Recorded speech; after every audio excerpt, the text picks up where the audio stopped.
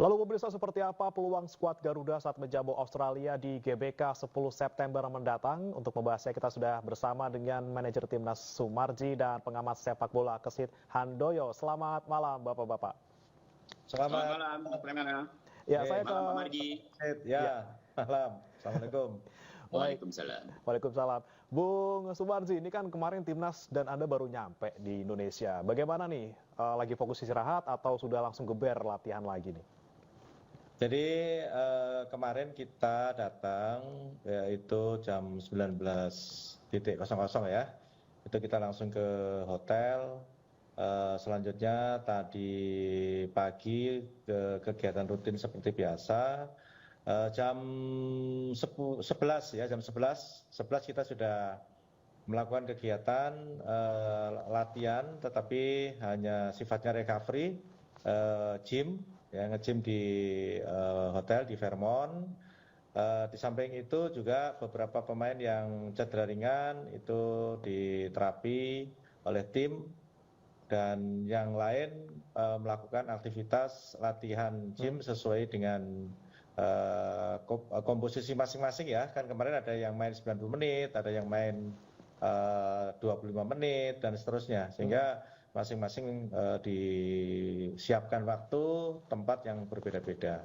Dan itu salah satu kegiatan yang kami lakukan. Tetapi pada intinya skuad yang ada saat sekarang ini seperti ini tadi, kita coachin bersama-sama dengan semuanya, saya, official semua, para pemain. Kita ini adakan makan malam di luar supaya situasi anak-anak tidak boring ya. Sehingga suasananya bisa lebih cair, bisa fresh, dan di situ kita selingi dengan candaan-candaan. Martin Paes suruh nyanyi di dalam, jadi rame lah gitu. Itu salah satu bentuk cara-cara kita supaya tim itu bisa bisa cair, chemistry bisa terbangun, bagus sekali lah. Nah, jadi sekarang kalau berkaitan dengan soal persiapan dan kesiapan, tentu kami besok sudah mulai tancap gas latihan di lapangan sesuai jadwal yang ada. Kami akan latihan, dan tentu besok itu boleh dikatakan kita akan benar-benar memaksimalkan waktu yang ada ketika kita latihan di luar ya, di lapangan ya, sehingga waktu yang tinggal menyisakan beberapa hari itu harus bisa betul-betul kita manfaatkan sebaik-baiknya.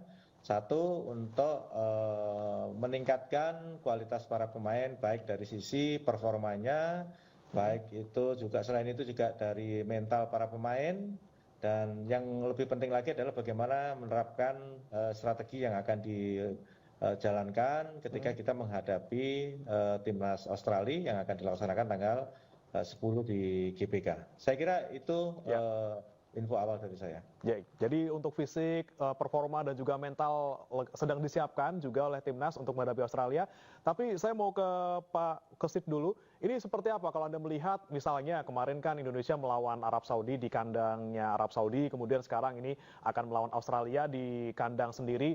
Menurut Anda ini malah justru keuntungan karena bermain di Indonesia sendiri, ataukah malah justru tekanan karena harusnya bermain di kandang sendiri bisa meraih hasil yang lebih bagus? Menurut Anda seperti apa, Bung Kesit?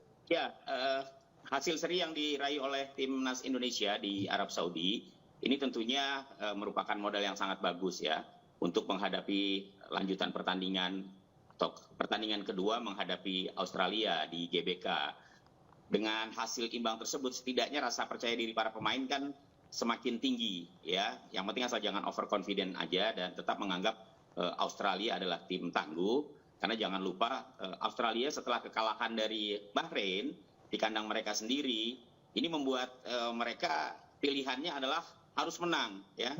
Karena itu kebangkitan Australia harus diwaspadai oleh Indonesia, karena pasti mereka akan mengincar kemenangan. Kita tahu dalam sejarah pertemuan Australia dengan Indonesia, Australia lebih banyak mencatat kemenangan ya. Terakhir kita kalah 0-4 di Piala Asia 2023. Tapi saya pikir kalau Bahrain saja bisa membuat Australia ketar-ketir bahkan tumbang, saya kira modal yang sama juga dimiliki oleh Indonesia.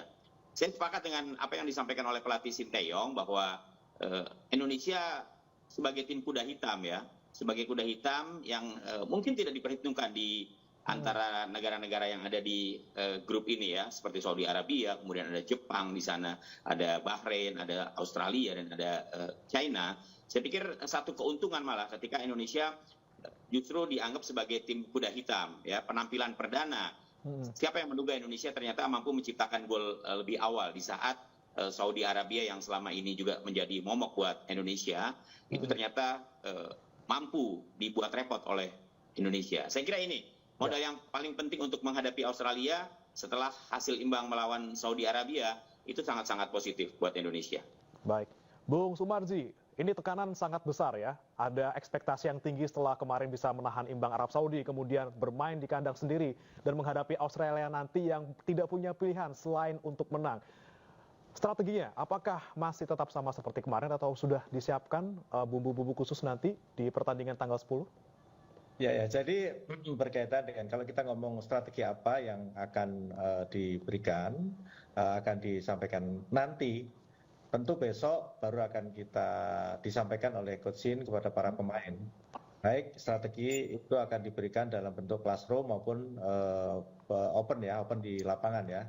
Jadi kalau berbicara strategi tentu kita sudah mempelajari segala hal yang berkaitan dengan keunggulan dan juga termasuk kelemahan apa tim lawan yang akan kita hadapi. Kemarin tim kepelatihan juga semuanya menyaksikan pertandingan antara Australia dan Bahrain.